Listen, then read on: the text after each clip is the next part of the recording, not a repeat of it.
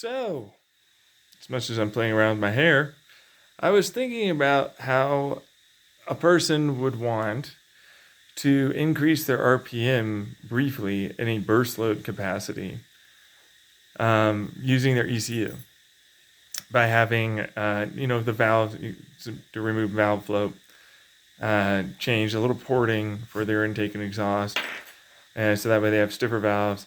And I was thinking, well, for like a Toyota Corolla or a little tiny, single or inline four kind of style motorcycle, or even like a little Fiat, 500 or something.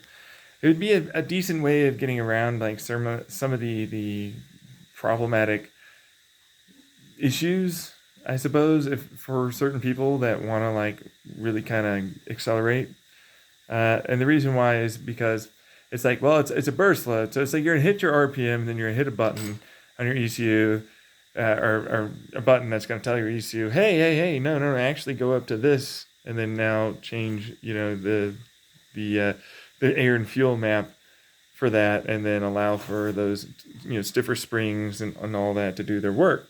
But then it's like only really meant to be there for a brief period of time, so about 5 seconds, 5 7 seconds, and then it's really kind of just meant to drop back. But the reason why I was thinking about it is because, oh, what it means is like your red line, where you're actually redlining at for that top end RPM would then be where you're at when you drop back down, which gives you another pull at that point. You know what I mean? Which is a good thing. Like that's your acceleration, but then also acceleration out of a corner. You would money shift, quotation marks. They call it a money shift. It means you shift down into a gear that you shouldn't be at that speed. So that way you increase your red line. Your engine tends to take a hit along with your transmission, and that's why they call it a money shift, because like you then end up usually having to spend money to fix all the problems because you shifted like that. That's why they call it a money shift. But that being said, it's like, oh, right, well, if you allow for it with that RPM and you set up things to, be within the parameters and spec ranges of your gearbox, transmission, and so on, then, you allow for that, high end or higher end, not high end, RPM to be there for you to pull out of a corner as it drops, as it'll go from that to their next shift as it'll go around the corner. And so what you do is it'll allow for you to burst load up, and then it'll slow down as you're trying to feed it, and you're accelerating out of that corner. Yeah, and as a way, it's like kind of like a traction control to a degree, because like you're going to engine brake kind of while doing that, and then allow for you to essentially pick up really, really quickly as a result too, which is all better for your acceleration. But again, it's a burst load. And what burst load means is like for a very short period of time, you're going to have that there. And by very short, I mean very, very short.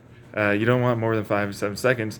And in fact, you don't even want to hit that. Like for what it's worth, you would never want to get it towards that point, just because it would overrun your engine, over rev, and of course cause engine wear and tear and damage that you're not looking for. But for a short period of time, you can do that, and you're not going to cause your engine to explode, so long as you understand that you're not going so far past your parameters that ultimately it's dangerous.